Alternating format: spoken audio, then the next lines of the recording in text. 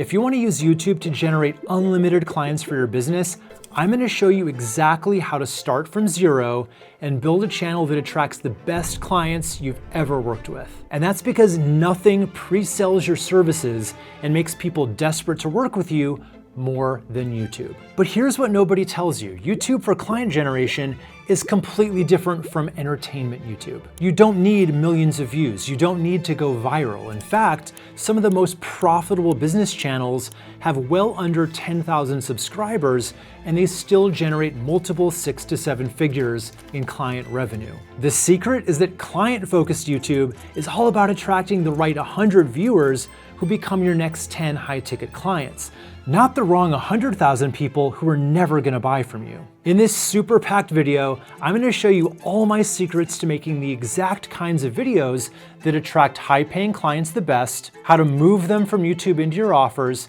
and the mistakes that all new channels make that waste time and destroy your credibility.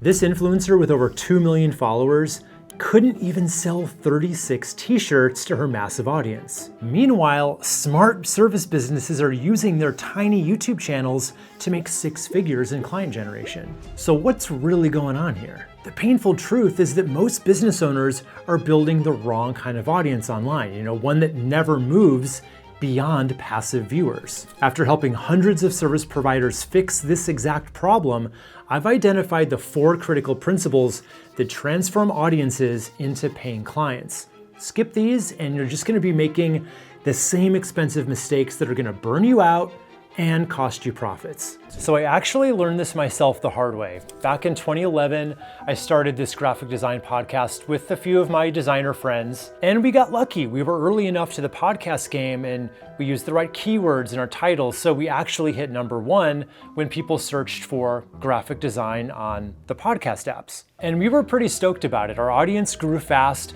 we had thousands of loyal listeners, and we even got invited to some really big design conferences. We had our own booth, we met our fans, it was pretty awesome. Just one small problem, we weren't making any real money from it. The thing is, our entire fan base was other designers, not business owners who might hire us. But when I finally pivoted over to YouTube years later, I did it completely differently. So instead of creating content for my peers, I focused entirely on making videos for business owners who might actually want my services. And guess what happened? For the first time, I started getting real clients and serious money directly from my content. And that's exactly what we're gonna be building for your business today.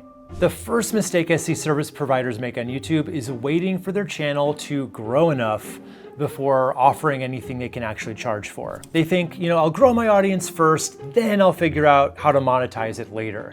I would much rather see you start selling something now, even if it's just your time as a consultant. Don't worry if your business isn't properly set up or your offer isn't perfect yet. You can always refine it and improve it as you go. Even something as simple as a website audit or a strategy session gives your viewers a clear way to work with you. And that's important because knowing your service, that's gonna shape everything else about your channel. Your service decides what videos you make, who you wanna watch them, and what search terms you wanna use. So think about it. If you're an accountant who helps online stores with their taxes, you should make videos about tax tips for people selling stuff online, right? Don't make videos about basic tax stuff for just anyone. So yeah, what you sell shapes all your content, but how you talk about what you sell matters just as much. And that brings me to the second principle. I see this all the time. As soon as they press record, they somehow switch into business robot mode. Their helpful business videos turn into stiff corporate presentations. So I found this financial planning channel by Andrew Song, and I want you to listen to how he attempts to explain a fairly complex idea. FP&A is a set of planning, forecasting, budgeting, and analytical activities that support a company's major business decisions and overall financial health. And I get it, this is a complex topic, but presenting it in a super buttoned up, professional way doesn't help it go down any easier. Believe it or not, the corporate approach doesn't usually impress clients the way you think it does. Being relatable works much better here. And the fix is really simple. Just talk like you're explaining it to a friend over coffee, the way that Sean Hakimi does here. If accounting is focused on everything in the past, then FP&A's role is to focus on everything going on in the future. Same topic, but totally different vibe, right? Be relatable, use analogies, share stories about people that you've helped. Be honest about what's hard or when you've messed things up. You don't need to sound professional. People hire people they trust, not just another buttoned up suit. So instead of our clients experience significant improvements in conversion rates, say something real like, I once fixed this mistake on a client's website and their sales doubled in a month. See what I mean? One sounds like a boring brochure, the other sounds like helpful advice from someone who knows what they're doing and has done it before. So that's what to say, but who exactly should you be talking to in your videos? This is another place where a lot of channels go wrong.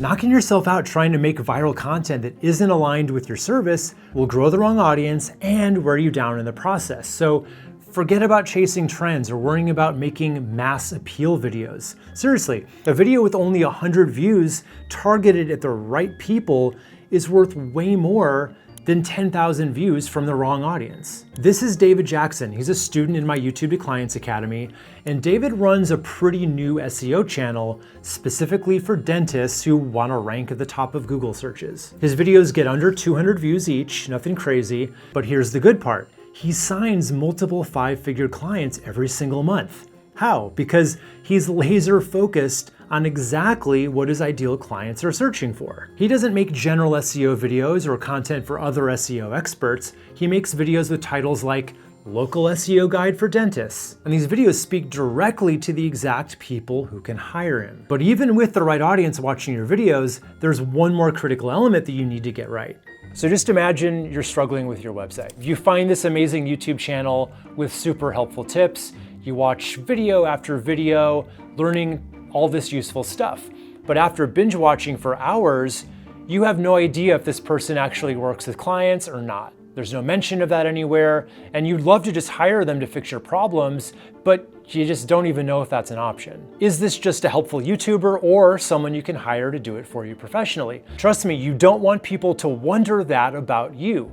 You want to be very clear that yes, you're bringing the heat in terms of free content, but if you want to go deeper and get more help from me, this is exactly how you can do it. And that's what I call your YouTube to client bridge. So there's 3 main steps to building your own bridge. First, make semi-frequent casual mentions of your clients and the things you've done for them throughout your videos. You can say things like, I helped a client with this exact problem last month, and then after implementing the strategy, they saw a 43% increase in leads. Or, this is the most common resume mistake I see with my coaching clients. Remember David, this is a real example from one of his videos where he does this perfectly. This is one of the pediatric dental clients that we work with in Overland Park. He then goes on to talk about the 400 phone calls that he managed to get for that client. These little mentions plant the seed that you do this professionally without it ever feeling like a sales pitch. They just help your viewers make that mental leap from this person gives good advice to this person does this for clients. Maybe I could be one of those clients. Step 2 to building your client bridge is using strategic call to action videos. So about every 4 to 5 videos, feel free to end it with something like, if you want help getting this done faster, click the link below to book a consultation. And step 3 is probably the easiest thing of all, and that's making it simple for ready to buy viewers to reach you. So you just want to add your website link prominently in every video description with some attention-grabbing text like, want to work with me? Click here to book a consultation. Also, you want to make sure that your channel about page clearly explains how to hire you too.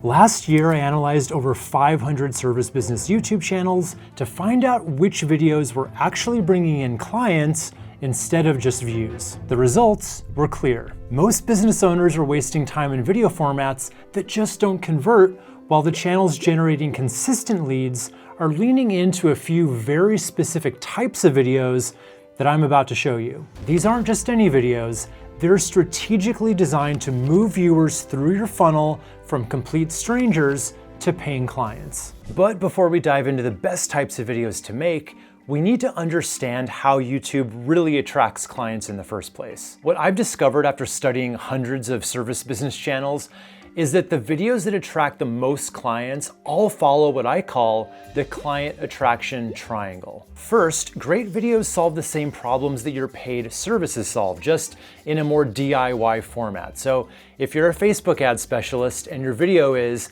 how to set up your first Facebook ad campaign, you're attracting exactly the right people who are already interested in the problem you solve. Second, your videos have to naturally show your expertise, not by bragging, but by just having the answers that people are searching for. And third, this is where most businesses miss the mark. They bring you into the picture as a real person with real experiences. So when I started sharing client success stories in my own journey, instead of just reciting facts, that's when YouTube really started working for me. That human element is what's gonna put your videos a cut above anything that AI could ever create, making you someone viewers feel like they already know and trust and actually wanna work with. Now, certain types of videos hit this triangle better than others, and it really helps to organize them based on where your viewer is in their journey toward hiring you. Every buyer for anything goes through 3 separate stages. So they start in the awareness stage, where they're just starting to figure out they have a problem. Then they move on to the consideration stage, where they're actively looking at different ways to solve their problem. And finally, they reach the decision stage, where they're deciding who to buy from. So let's start at the top of the funnel with those awareness stage videos. So these are perfect for people who are just starting to realize they have a problem, but they might not be actively, looking for someone to hire yet. And the first type that works incredibly well here is this simple talking head video. So don't let the simplicity fool you. These can answer FAQs, explain concepts, and establish trust quickly with new audiences. Take Dr. Dre, for instance. Not this one. This one. She's a dermatologist who gets thousands of views with these really basic, low production videos that she literally films on her bed most of the time on topics like how to heal dry cheeks. And I love her channel because it proves you don't need fancy equipment or any kind of a studio setup. People are searching for these problems all the time, and she's right there with the answer. And a lot of these viewers are then gonna check out her other content and eventually become patients. Why? Well, because she's hitting on all 3 points of the triangle, solving the same problem she treats professionally, demonstrating her expertise naturally, and bringing her personality into the videos. The next big winner at the awareness stage are tutorials and how-to videos. So these are basically step-by-step guides where you show people exactly how to do something related to your service. Take True Green Lawn Care UK. They made this video called The Proper Way to Mow Your Lawn that's brought them tons of clients. Here's what happens. People watch it and they think, okay, cool, I'll try that out myself. But then they realize, wow, there's actually a lot more to lawn care than I thought. And guess who they end up calling? You know exactly how this works because we've all done it, right? We've watched a DIY video and then halfway through we thought, yeah, I'm calling a professional for this. Same thing with Central Media's Facebook Ads Tutorial 2025 video. They literally give away their exact process, but then after watching it, a lot of viewers will think, you know what, this looks complicated. I'd rather just hire someone who already knows what they're doing. And boom, new clients. Okay, the third awareness video type that works are reactions. This is pretty simple, really. You just find advice or tips in your field that other YouTubers or TikTokers have made, and then you share your take on those. The money guys have blown up doing this kind of thing. They react to really terrible financial advice from TikTok, and people seem to love it, myself included. I watch it a lot. So what makes reaction videos so powerful? Well, they instantly position you as the expert without you ever having to say, I'm an expert. You're just naturally showing what you know by pointing out what works and what doesn't. So you're basically kind of positioning yourself as the judge of other people's content, which just gives you this immediate authority boost. Plus, there's one of the easiest videos I make since you're basically just commenting on stuff that's already out there. Now let's jump to the middle part of the funnel, the consideration stage. So your prospects already know they have a problem and they're actively checking out different solutions for it. So they might be thinking about hiring someone like you, but they're still shopping around. Video podcasts are absolute gold here. These are basically conversations that let you share your ideas with a wider audience. Jay Hale Fitness does this perfectly. They interview clients about their fitness journeys on their podcast. So when viewers see and hear these real stories, they not only see how good the trainers are, but they also get inspired by the actual results. And because it's a natural conversation, your personality gets to shine through without trying too hard, hitting that third part of our triangle that we talked about earlier. Think about it. You probably feel like you know your favorite podcast host personally, even though you've never met them. That's the exact same kind of connection that you can build with your future clients here. Compilation videos are a really smart consideration stage winner. So these repackage multiple videos up into one longer video, creating longer watch sessions that help people just go deeper with your content. It's basically a self-contained binge session of all of your best insights. I've done about 5 of these now on various different topics I talk about, and almost every time they get more views than the individual videos got. Every time I do it, I always feel a little weird about it, but then I'm honestly shocked at how well they perform. It's like getting a second life out of the content that I already made. And when someone watches a 30 to 60 minute compilation, they're investing serious time with you, which makes them much more likely to consider hiring you. Third up, we have whiteboard sessions. So these are those deep dive videos where you break down really complex topics step by step. You can use an actual whiteboard like Alec Hormozi does, or you can just go digital with it. I actually tried this recently with my iPad, and I get lots of comments on those videos. People seem to like them. Charlie Morgan did this perfectly with his dopamine loading video. That thing has over 250,000 views and has brought him tons of clients too. So what works so well about these videos is they let you walk people through your unique way of thinking, right? You're literally showing how your brain works as you solve problems, which is super powerful for building that trust factor. Plus, adding a visual element keeps people engaged way longer than just talking to the camera for 15 minutes would. Finally, let's look at the bottom of the funnel, the decision stage. So these viewers, they're ready to hire someone, and now they're just trying to decide if you're the right person to hire. Now, this is where you really want to bring your A game, because these people are so close to becoming clients. Case studies are incredibly powerful here. So they basically just document processes and outcomes without ever being promotional. SEO expert Matt Diggity has a video showing how his team grew a client's traffic by 3,012%. He includes real metrics, clear tactics, and he explains why those strategies worked. Showing this kind of concrete proof that your methods work in real situations is usually the final push that someone needs to be able to reach out. It's kind of the equivalent of the before and after photos of your work, because when they're that close to making a decision, sometimes they just need to see it to believe it. Hybrid interviews are another decision stage winner. So these aren't just podcast style, start to finish interviews where the guest gets all the credit. So you get to edit it together in a way where you can add your own insights and collaborate on problem solving that highlights your expert opinions too. So I did one with Andy Crestodina about us pages where we both brought our points of view to the table. It's more work to put together than a regular interview because of the editing involved, but it positions you as a peer with other experts, which is pretty awesome for building credibility. Think of it like a jam session between two musicians rather than just interviewing a rock star. You're both creating something valuable together. Next up, we have live streams where you're connecting with your audience in real time. Career coach Holly Lee does these live resume review videos where she critiques resumes on the spot. Your biggest fans are gonna love getting that kind of personal attention from you. And honestly, there's nothing for them like when they hear you say their name. It makes them feel really good, and it just builds a lot of trust in the moment. So I remember the first time I did a live and I was like really nervous about it, but you get over it pretty fast. Like once you're in the moment, it gets a lot easier.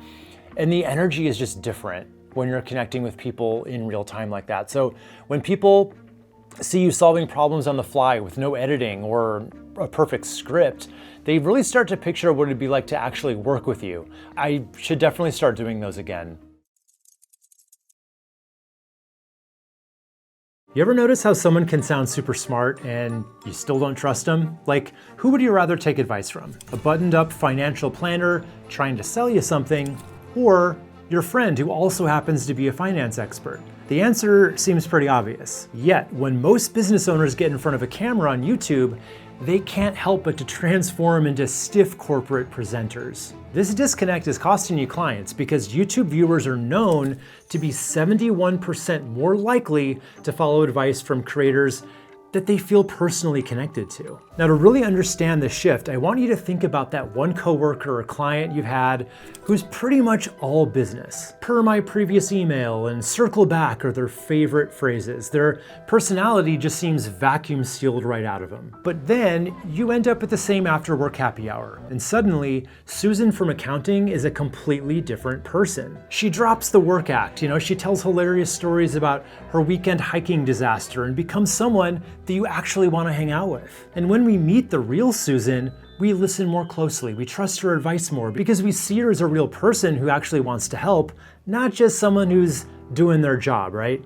The same thing happens on YouTube. Viewers connect with real people, not these polished corporate personas. Check out this financial expert. During times of market stress or when others are constrained. Whether this is his true personality, I don't know. Maybe he's naturally serious and he talks at a high level, or maybe he's trying to sound professional because he thinks he has to be taken seriously. Now, contrast that with how the Money Guys channel talks about the exact same topics. Don't know how to get your finances turned around? We want to help you. It's casual, they're having fun, and they don't make you feel dumb for not knowing everything already. It's like you're just having a beer with them getting really solid advice. And this matters because people watch YouTube in casual settings, in bed, during lunch breaks, not in conference rooms, So when you come at them with this formal corporate speak, it just feels out of place and it creates unnecessary distance. So why does speaking like a friend work so much better? It's because of something called the parasocial relationship, which is just a fancy way of saying that viewers start to feel like they know you even when they haven't met you before. And when that happens, they're way more likely to become clients because people hire people that they trust, not businesses, right? Look at how Ali Abdaal talks, like he's chatting with a friend over coffee, even about otherwise complex topics. But at age 25, he was completely broke, but he managed to get mentored by this business tycoon guy called Mr. Shoaff. He never sounds scripted, and that makes people trust him more. And there's even research that shows how minor imperfections can make you more likable. It's called the pratfall effect, and research shows that customers love it. Those occasional ums and ahs and natural speech patterns actually build more trust. They don't really damage your credibility the way some people think. So how do you actually channel your inner happy hour Susan if the boardroom is more your comfort zone? I've got some specific techniques that actually work. So first, try what I call the small group effect. A lot of YouTube advice tells you to imagine when you're talking to the camera, to imagine you're talking to just one person rather than your whole YouTube audience. And that's good advice, that can help to a degree, but I have found that can actually make you a little too quiet and low energy on camera. The camera naturally kind of sucks away about half your energy and your personality. So if you're talking like you're just having a really quiet one-on-one conversation to begin with, it can really come across as flat or boring to your viewers. Instead, I like to imagine I'm talking to a small group of people, like 3 or 4. Think about how you naturally act when you're talking to a group of friends. You're a little more animated, you use more hand gestures, your voice has more ups and downs, and you probably smile more. So that extra energy is perfect for what the camera ends up taking away. Next, use everyday language instead of business talk. Gabe Bolt is great at this. He talks about financial stuff, but he uses normal words that make it all really easy to understand. You don't need a lot. You don't need more stuff to be happier. He doesn't try to come across like a financial advisor. He sounds like that friend who knows about money, who's just giving you some good advice over lunch. And here's how to make your own videos sound more conversational. Don't worry for even 1 second about grammar. This isn't school and nobody's grading you. That means use contractions, don't instead of do not. It just sounds way more natural when you're talking. And feel free to start sentences with and or but if that's how you normally talk. Replace those fancy terms with everyday words whenever you can, and include phrases like actually, or basically that we all tend to use in normal conversation. And always read your script out loud as if you're just talking naturally. If it feels weird to you or sounds weird, change it before you sit down to record.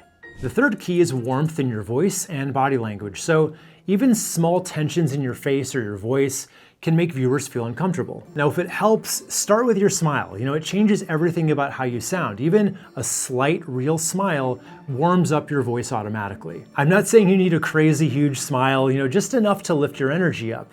Amy Porterfield is amazing at this. You kind of got to figure out what you're good at, what you love, where your spot is. Her tone's warm and friendly, and that immediately makes you feel close to her.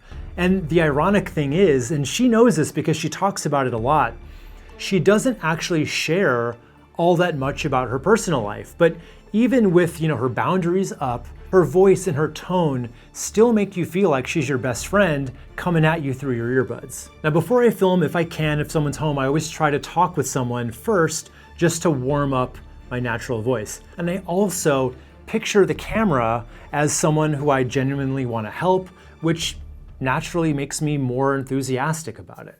Personal stories are another powerful way to connect. They show that you've been through the same stuff as your viewers, and they just prove that you're human, not just some talking head. And you don't need to share your whole life story, just sprinkle in some relevant stories that, show how you overcame the same problems that your viewers have, or reveal mistakes that you've made and what you learned from them. Share client success stories without names if you can't share those, and then give behind the scenes looks at your process. And finally, don't worry about sounding perfect. Small mistakes actually make people trust you, so it's fine to keep those occasional word fumbles or having to rephrase something. The natural ums and ahs, don't go crazy editing those out. Laughing at yourself if you misspeak or getting excited about your topic. Just edit out any major technical issues or anything that's, over the top distracting.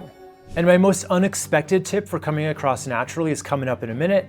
But if you're thinking, Wes, I can't just wing it on camera, don't worry. I actually use a teleprompter for almost every video, and it doesn't stop me from sounding natural. It just takes a little practice. Using a teleprompter gives me confidence in knowing exactly what to say. It helps me cover all my points without going off on tangents, and it lets me focus on how I'm delivering the content instead of trying to remember everything. The secret to a natural sounding teleprompter delivery is all in how you write your script. So I write it exactly how I would naturally say it, not how I'd write an email or a blog post. I write in the phrases that I would naturally use if I'm talking to someone, and I like to capitalize the words that I know that I want to emphasize, so I don't have to think too hard about that in the moment. Now, if you're trying to use YouTube to get clients, you're probably more of an education channel. But I actually want you to look for inspiration in a kind of unexpected place: entertainment channels. Sure, it's a completely different kind of video, but these guys are really good at making viewers feel included and engaged. Entertainment creators are really good at naturally talking to their audience as friends, not as students or leads, right? They use humor, personal stories, and casual language that builds trust. They're not afraid to go off script or show their real reactions. And you can still keep all of your expertise while just borrowing their approachable style. Being smart and friendly is a really powerful combination. I want you to notice how entertainment creators start their videos with energy and personality, react genuinely to their own content, use simple language even for complicated ideas, and they share their real opinions instead of just facts. This doesn't mean you need to suddenly become a comedian or completely change who you are. I think it's just more about giving yourself permission to drop the workday act and let happy hour finally start.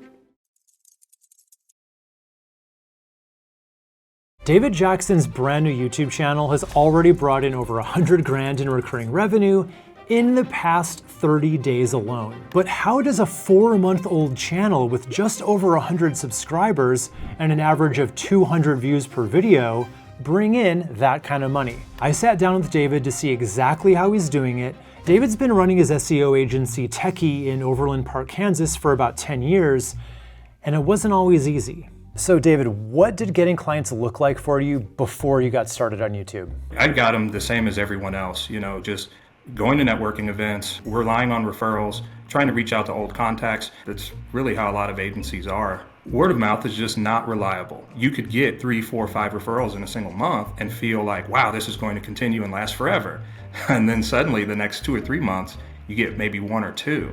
So you can't scale or grow that way. You can't bank on that. So it sounds like you were kind of limited to your own local area. And I can't imagine Overland Park is a huge market, right? We're not limited to just people here. However, that's all that we were really able to get because we had such a localized strategy, and just going to networking events or going to people we knew, it limited us to just that. And it was also pretty difficult to spend the time doing that every week. But it gets even worse because not only was David not getting the volume of business that he knew he and his team could handle, but the ones he did get into consultations were only focused on one thing. They want the price on that call. And we would pitch that, oh, I've got to do that just to find out what you guys can do, or, oh, that seems steep, or send me more information about that later. So the close rate was very, very low because just give me the price. I just need to know so I can pull the trigger on this. And honestly, that's way too common a story. I bet you know exactly what David is talking about there. You know, he knew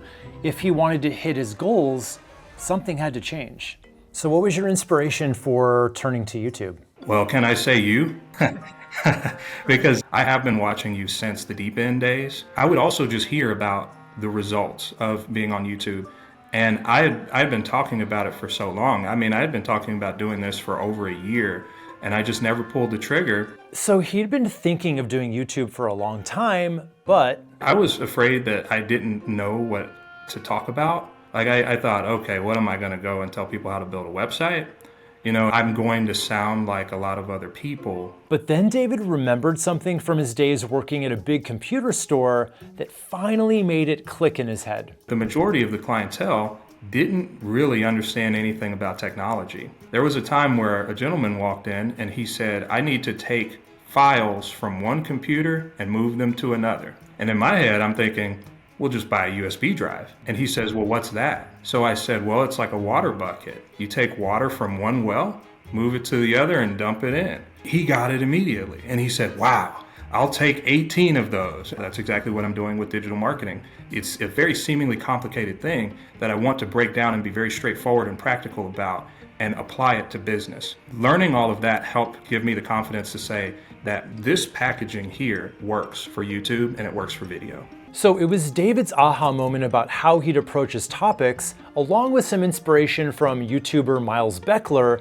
that finally made him press record for that first time. Every morning, all he did was turn his webcam on and talk for 10 minutes about a marketing or affiliate topic. But after 180 days, I think he was generating like 200,000 hits or something to his website. His videos weren't over the top, they weren't crazy editing, they were just him talking on camera.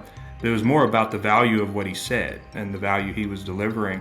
I just thought, if I just turn this camera on, start talking about this, go through it step by step, what's the worst that can happen? I put myself in a corner while I was on my screen, just pointing and clicking and showing everything. So yeah, it was just me down in the bottom right, just in my living room, going through everything that we do for a client when we optimize their Google business profile. And it was a 30-minute video.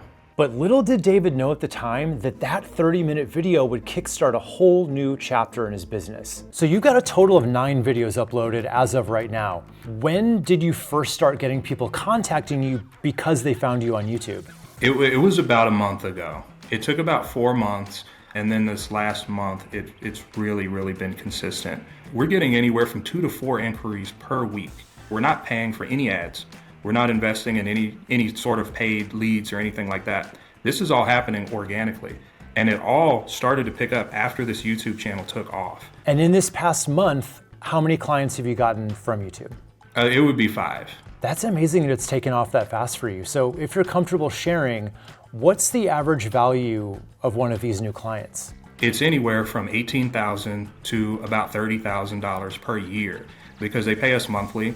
You know, we're talking over $100,000 from YouTube. And just to be clear, that's $100,000 of annually recurring revenue every year that accumulated in his first month of YouTube inquiries alone. If you wanted to extrapolate that out across 12 months, we're talking $1.2 million.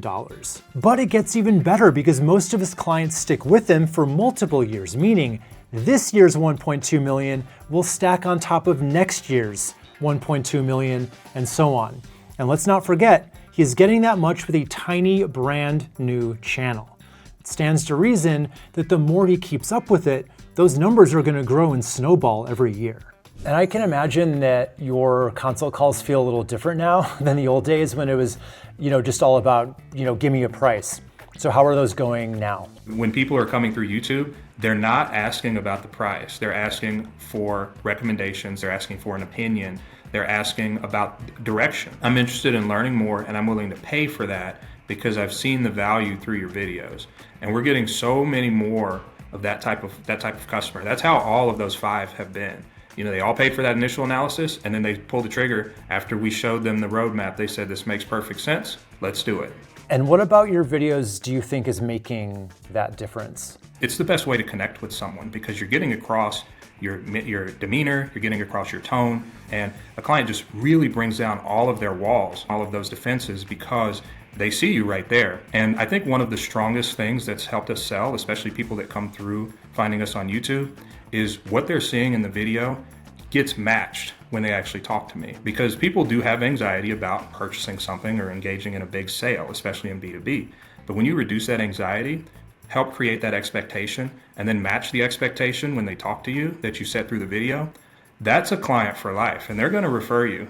A little later, David's gonna reveal his blackjack strategy I told you about before that doubled his leads overnight. But even knowing that you can get results like this, you might still be hesitant to try it because you've got, a business to run. The thing is though, making YouTube videos doesn't have to be as hard as you think. David's actually figured out a really easy way that works for him. When I start, I open up all of my tabs in advance. So we're gonna be looking at this tool, we're gonna be looking at this tool, and then I open up Loom, put myself in the corner, and I just start recording. It's pretty loose. I don't really have much of a script. I do take bullet point notes for an outline sometimes, but for the most part, it's just me talking about what I know and what we do at our agency. And I'm being very, very candid and very straightforward about it. I have gotten into writing the intro though. I think that that's important to kind of hook someone and keep them watching. But after that, it's all just straightforward education. This is exactly how you do this. This is exactly what it means. After that video is recorded, I go through, I edit it with CapCut. I just cut it down, and I don't like a lot of long pauses, and I don't like a lot of ums and ahs because I think it just helps with the retention of the video, but that's really it. After I export it, I upload it to YouTube. How long does it take you to do a whole video now, start to finish? I would say my time to shoot and put a video out though has been reduced quite a bit. If I shoot it Wednesday night, I can have it up by Thursday. And you're just making them to be found in search, right? Yes, they are search-based. I do try to be careful in how it's titled and what the description says. YouTube SEO, as they call it. So now I want to talk about the big breakthrough that you had once you started getting, a little bit of traction on one of your videos. So what did you notice and how did you capitalize on it to get even better results? We produced a video on Google LSA, and I was paying attention to all of my past videos and about how many views they were getting in a day. And on average, it was, maybe 10 to 20 views in a day, but the LSA video had gotten about 50 in a day. And I thought, wow, this one is moving quite a bit. A few days later, it was over 100. And I thought, okay, this is a topic that people care about. It also had the most engagement as far as likes and comments. So I thought, well, I'm going to do another LSA video because I have more to say on this particular topic. I released the second LSA video and it followed the trend. It got quite a bit more views and engagement than some of my other videos. So LSA seemed to be something that people were interested in, and I just capitalized on the engagement because I just paid attention. It's like in blackjack, when you've got a good hand, you double down on it. In this case, that just means when you make a video that outperforms your others, make another on that topic. And as long as each one you do performs well, you can keep going back to that topic over and over again. Your audience is obviously into it, and it lets you really easily create binge sessions that way. If you're using YouTube to grow your business, you might feel like you're doing everything right. Consistent uploads, valuable content, helpful advice. But here's what no one tells you. Most of that content is actively repelling the people who who would have paid you. So after analyzing over 1,000 channels this past year, including ones that my own viewers submitted, I found 5 repeating mistakes that completely destroy client generation. Okay, so let's start with Dawn McGee's real estate channel here. So right up top here, her channel banner has her headshot, which is good. She's got her broker logo and contact information. Then her profile description here focuses entirely on her credentials and her services. And if we look at her videos, what are we mostly seeing here, right? They're mostly property listings. There's an address here, it's one particular house. It's another family home for sale right here. Then we've got another one. And there's almost no educational content here. So all this together adds up to one big mistake. She's basically using YouTube to sell her services, not to attract clients with what they've come for, which is free, useful information about moving to Nova Scotia. You know, people come to YouTube to learn and to solve problems, not to be sold to. So when someone's searching for information about Nova Scotia real estate, they're usually months away from actually hiring an agent. They're trying to figure out if moving there makes sense for them in the first place, right? They want to know which neighborhood is going to be best for them, what the schools are like, that kind of stuff. A much better approach here would be creating content that actually helps people in that research phase, right? Videos like 5 most affordable Nova Scotia neighborhoods for families, or what $500,000 buys you in different parts of Halifax, or Nova Scotia versus New Brunswick, where should you move? These kinds of topics serve people who are earlier in their journey, but are exactly who are going to need a real estate agent in the very near future. Then there's, you know, still the matter of her banner and her about section. I always tell people not to make these elements all about what you actually charge money for. So what I'd rather see her do is something like Darren Kriz here. He emphasizes that on his channel, you're gonna learn about living in LA, which is very different than, you know, hire me as your realtor, even though you're trying to figure stuff out right now on YouTube. Just make this and this first and foremost about, you know, that this is the kind of stuff you're gonna learn for free on my channel. And don't worry, the sale will still happen naturally after you give them what they actually came for. They'll follow the links to your website and reach out when they're ready without you ever having to make the hard sell. Okay, now the second major mistake is one that I'm very familiar with because I did the same thing myself back in the day. So this is Olisa's channel. He's a web designer, and YouTube's actually a great way to get web design clients if you play it right. But if you look through his videos, he's making videos about like how I closed a web design client, how to build a successful web design portfolio, you know, how to build multiple income streams as a designer. These are topics that are perfect for other web designers, but completely missing the mark for potential clients who actually need a website. Now, this could be okay if he has some way of monetizing this new audience of other designers. But as I go through his links, right, he's got a website right here.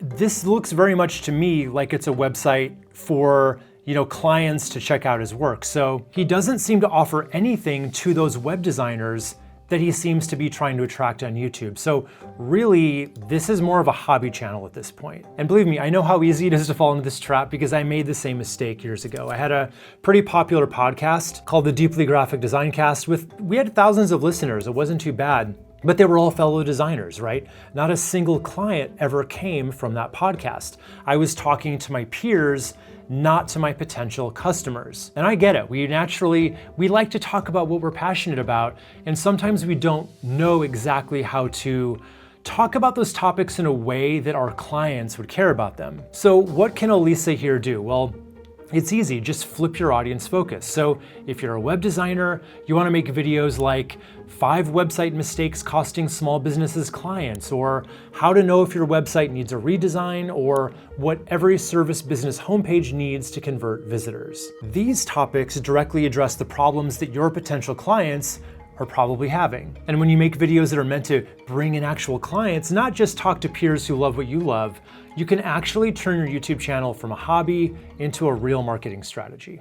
Okay, next up, let's take a look at this cleaning business channel from Clean Snob. At first glance, it looks pretty good, right? I mean, it's fun, it's cheerful, but when you look closer at some of her thumbnails, there are definitely a few issues. Now, I picked this channel in particular to roast for this just because she's actually making a few of the most common thumbnail mistakes that I always see. So it's kind of a one-stop shop for that. Now, before we dive into the actual issues, let's talk for a quick second about why thumbnails are important in the first place and what you should be doing with them to get the best results. First, The biggest job they have is to be eye-catching enough to make people take immediate notice when they see them on, the YouTube homepage. And I do think actually a lot of these fit the bill nicely. They're bright and she looks like you'd have fun watching her. But then after grabbing that attention, the thumbnail needs to give a quick little visual of what the video is gonna be about and what you're gonna get out of watching it. And a lot of these are just too cluttered or have the wrong focus to really convey that. So let's take a look at this one, for instance. So we have her face,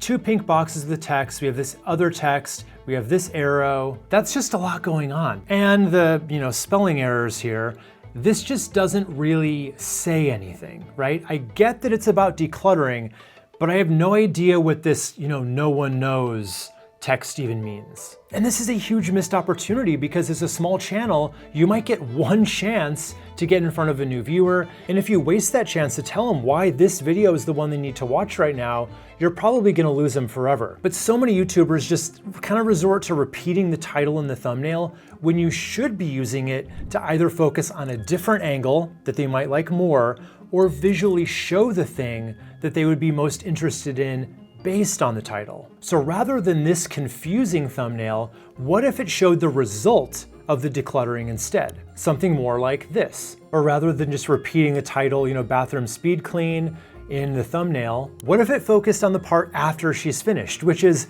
let's face it, that's what people really want, right? See the difference here? These new thumbnails show something that makes the core idea all the more enticing to click on. They're easy to understand at a glance, and they carry the story forward. All right, let's pull up this next channel submitted by John. It's called Grow a Healthy Church. Take a look at some of these video titles. Young men are returning to church, the surprising vibe shift explained with Steve, and then it cuts off. Or why small groups fail. Now, I get it. These are probably topics that John genuinely cares about and thinks are valuable enough to share. But the big problem is, I can guarantee you nobody is typing these phrases into YouTube search bar.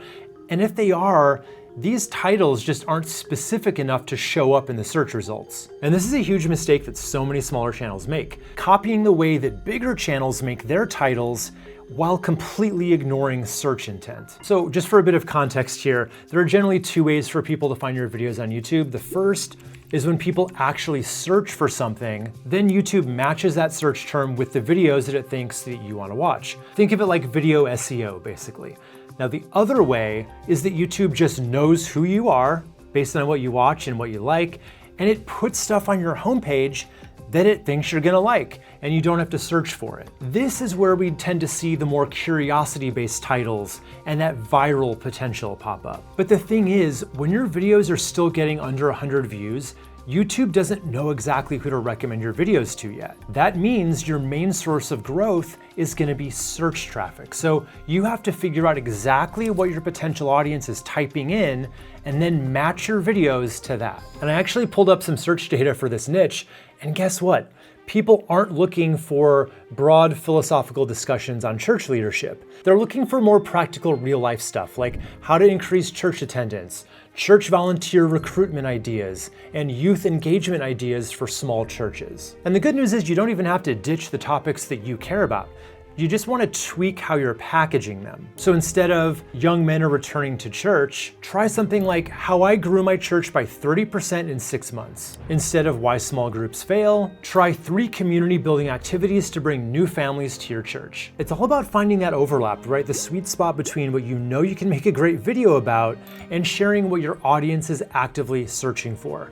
Then, after you start getting more and more views, you can start to really layer in those more curiosity-based titles into your mix. All right, let's move on to our next channel. This is from Justin Mott, and he's a photography coach. He helps other photographers with their careers and learning photography. But I took a look at some of his videos, and right away, I could kind of pinpoint a mistake that's probably costing him about 30 to 40% of his potential clients in the first 30 seconds of every video. So let's take a look at how this video starts. You've got a B-roll sequence. Here's Justin walking into his office, picking up his camera, putting it in his pocket, and then just showing the camera off. And all this happens with just some background music playing, no voiceover at all. Then only after about 15 seconds do we get any kind of an intro. What is the perfect compact camera? Well, for me, for this guy, for this photographer, this is. Now don't get me wrong, he poses a great question to start things off here, but by this point, he's already lost a huge chunk of his audience. And losing viewers isn't just losing views, it's losing potential clients and money. So let me quickly show you something really important about how YouTube viewers actually behave. So I want you to take a look at this retention graph from one of my own videos. So see this sharp drop off right in the first 30 seconds? This happens in nearly every single video on YouTube, especially the educational ones. It's that moment when your viewers are deciding if your content is actually worth their time. And on average, about 30 to 40% of the viewers are gonna click away in these first few seconds if you don't immediately give them something valuable or make it really clear exactly what they're gonna learn here. And here's why this is even worse. YouTube's algorithm really rewards videos that keep people watching early on. So if viewers leave right away, your videos get buried, which is especially rough for smaller channels trying to grow. So get to the point really fast. There's nothing wrong with Justin leading his videos with some B-roll footage, but he should be adding his voiceover immediately. And instead of opening with, "Hey everyone, welcome back," try diving right into what people are gonna get from your video. Even ask an interesting question that you promised to answer in the video. You can still introduce yourself and give your credentials, build your authority, all that good stuff,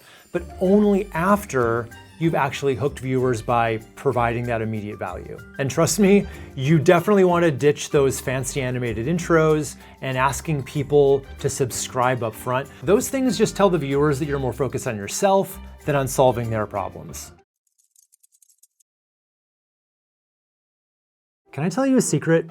While everyone is obsessing over short form video, TikTok, Shorts, Reels, the smartest businesses are quietly doing something completely different and bringing in more clients with less effort. Meanwhile, short form videos just become the junk food of marketing. Feels good in the moment, gives you that quick dopamine hit of views and likes, but it leaves you hungry for actual business results. After helping hundreds of service businesses build real client generating systems, I can tell you with absolute certainty, the path to clients isn't paved with 60-second clips. It's something else entirely. But to understand how we got trapped in the short form content cycle, we need to look back about 5 years. So when COVID hit and we all got stuck at home, something crazy happened with how we consume content. Everyone was just at home scrolling on their phones all day, and suddenly TikTok exploded. It was the gold rush of short videos. Everyone, creators, businesses, my upstairs neighbor, unfortunately, they all jumped on these platforms trying to go viral. And honestly, those early results were addictive.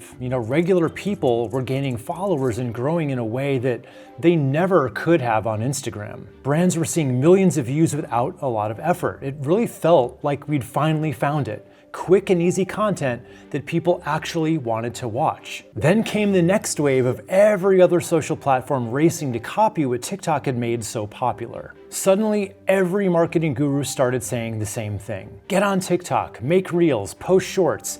This is where all the attention is. And yeah, they weren't wrong about the attention part. But now that we're a few years out from that initial blast, we're finally seeing short videos for what they are.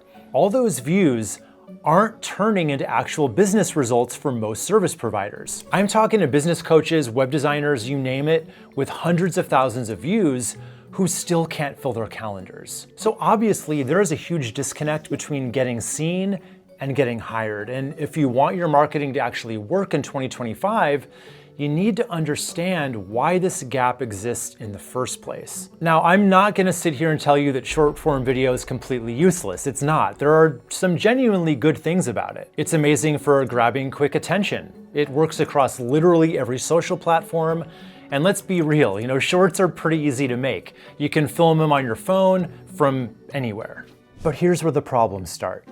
If you talk to anybody who knows anything about marketing on these platforms, they'll tell you that you need to post at least once every single day to get any real traction. And most of the real experts, they're saying 3 to 4 times a day is the sweet spot. Let that sink in for a second. 4 shorts every single day. Forever. That's 28 shorts a day, 120 a month. That's insane. And you know what? Even if you somehow manage to keep up that pace, there's absolutely no guarantee it's gonna bring you a single client.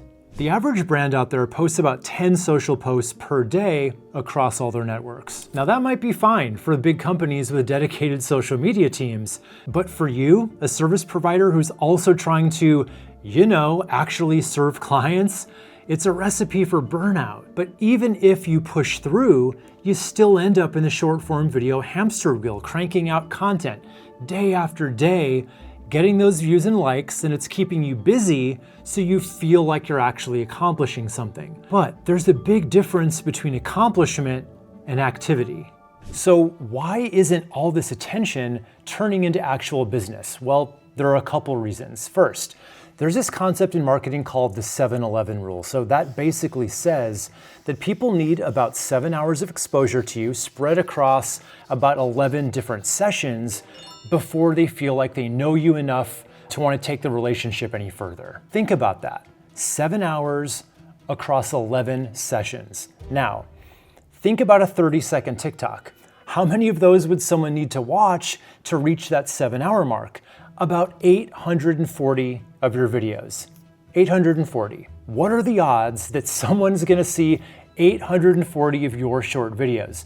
Basically zero, right? The algorithms just don't work that way. They're designed to show people a variety of content, not over 800 videos from the same creator.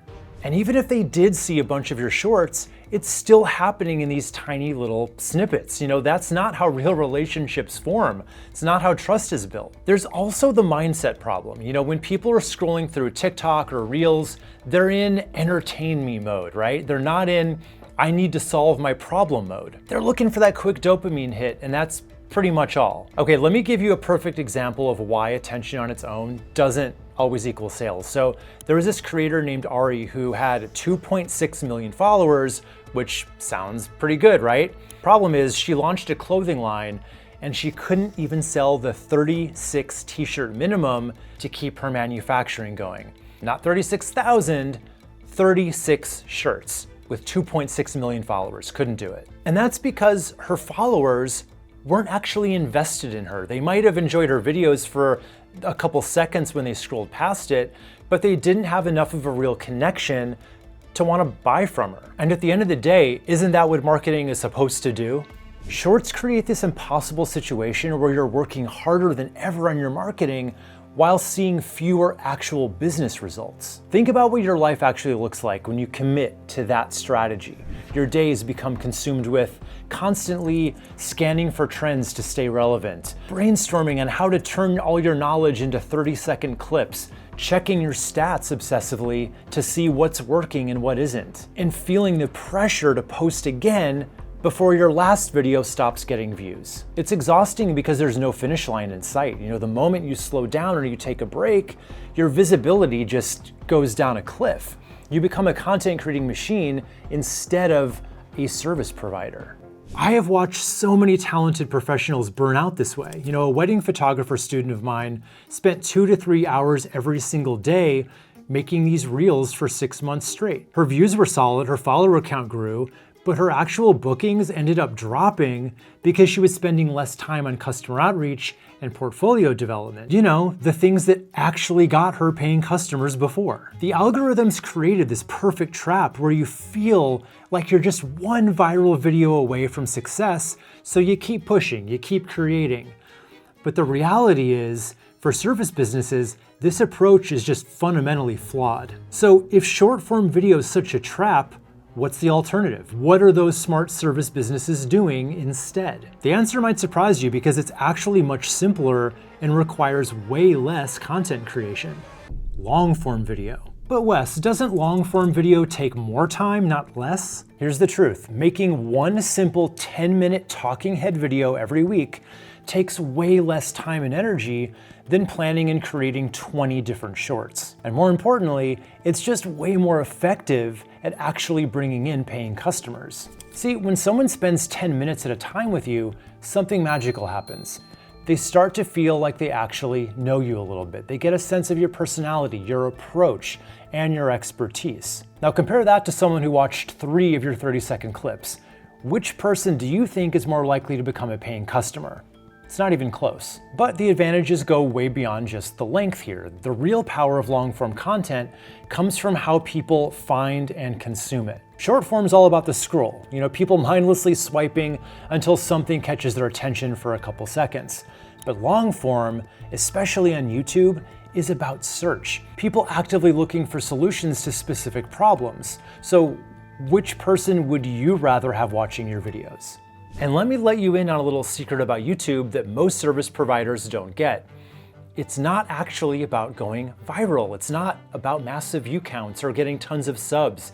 It is just about connecting with the right people. And YouTube's actually had a pretty big algorithm change this year to help you do that. I don't know if you checked your YouTube homepage lately, but they've started showing videos from smaller creators right alongside the big names. And they're doing this because they've gotten really good at figuring out exactly what kind of content each person wants to watch. And this is huge for service businesses. It means that YouTube will try to show your videos to the exact people who are interested in what you do, even if you're just starting out. But here's another reason why this approach is actually easier. You don't need to be constantly shifting your strategy. With short form, you're always chasing the latest sound, the latest transition, the latest trend.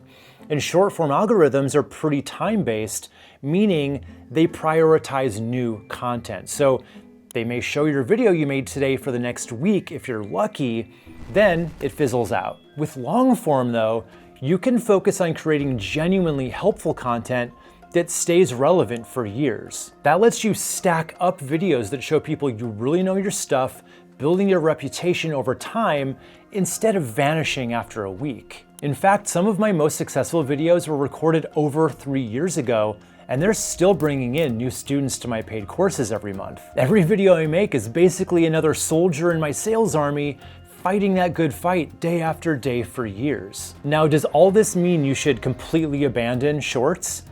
Not necessarily. There's actually a pretty smart way to incorporate them into your strategy without falling into the trap. Here's how I recommend actually using shorts. First, they're amazing for on-camera practice when you're new. So if you're at all nervous about being on video, and let's be honest, most of us are when we start, creating quick 30 to 60 second videos is a really nice low pressure way to get comfortable talking to the camera. I actually have my students in my YouTube to Clients Academy course record 5 shorts every day for a week just to get more comfortable talking to a camera. It's not about the videos themselves, it's about building their confidence. Second, once you've created your main long-form content, you can repurpose it into shorts. So you can use AI tools like Opus Clip to analyze all your videos, and it's gonna pull the short clips out of it that should make sense and stand on their own.